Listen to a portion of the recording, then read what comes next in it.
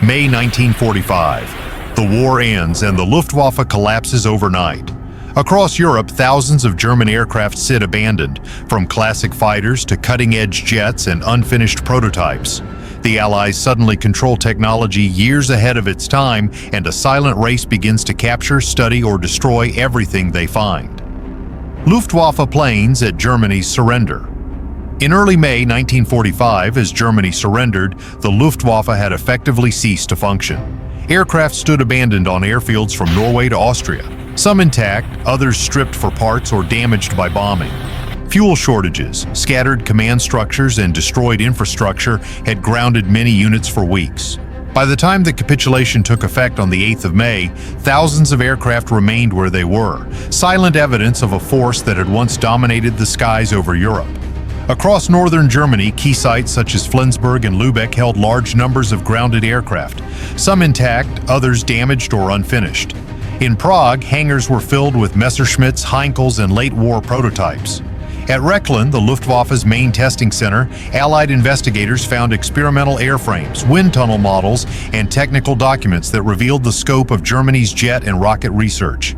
The variety of surviving aircraft surprised many Allied officers.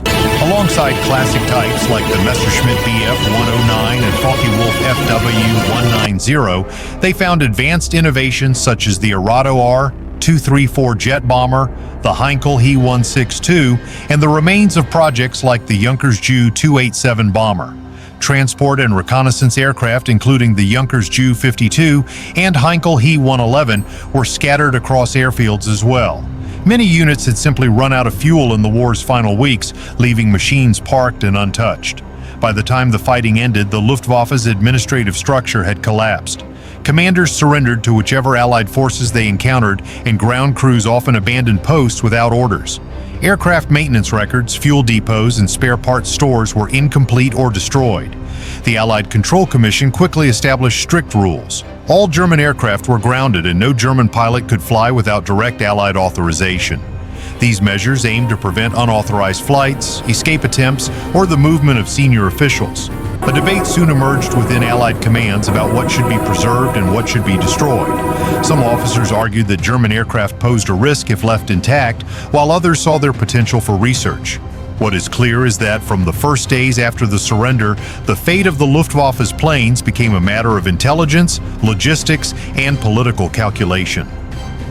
How the Allies captured Luftwaffe aircraft. As soon as Germany surrendered, the Allies began large-scale recovery programs to seize the Luftwaffe's most advanced aircraft. The United States moved first. On May 9, 1945, a day after the formal capitulation, American intelligence teams launched Operation Lusty, short for Luftwaffe Secret Technology. Led by Colonel Harold Watson, these teams spread across Germany, Austria, and Czechoslovakia.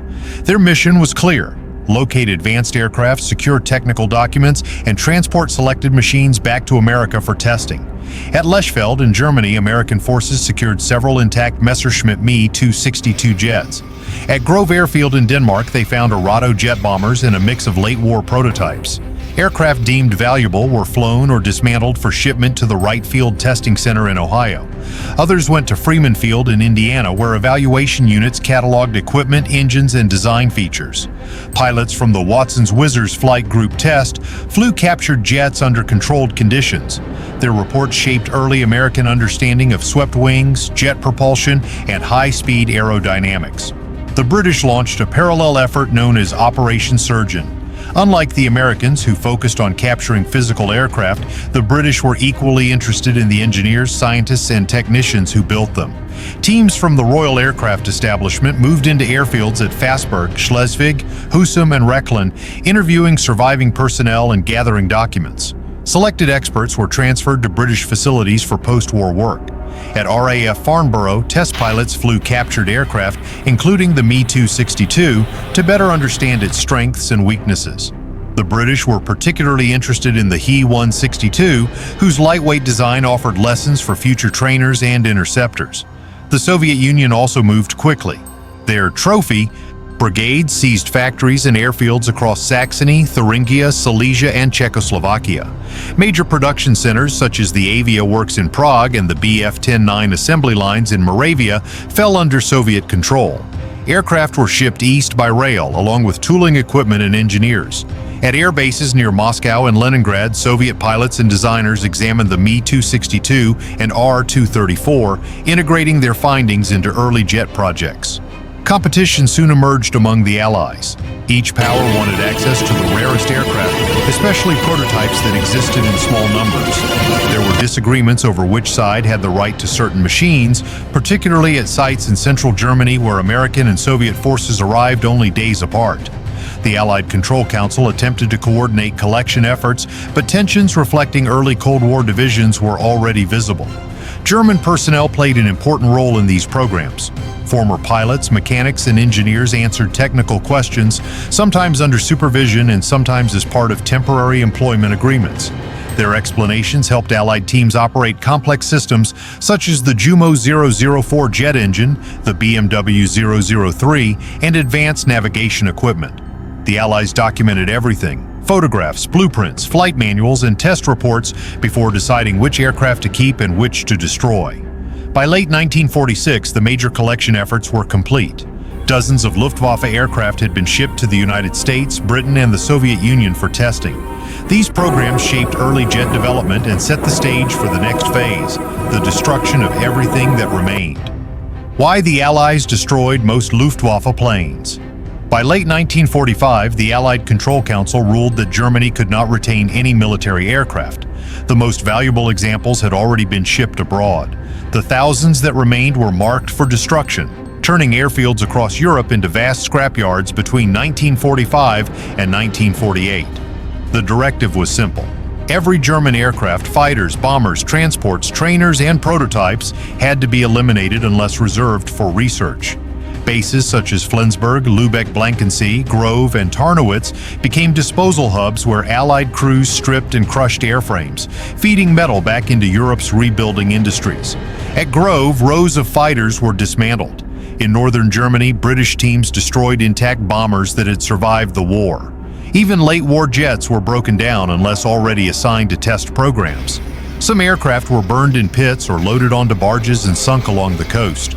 Many of these underwater wrecks still lie where they fell, occasionally rediscovered by divers. Civilian aviation also faced restrictions.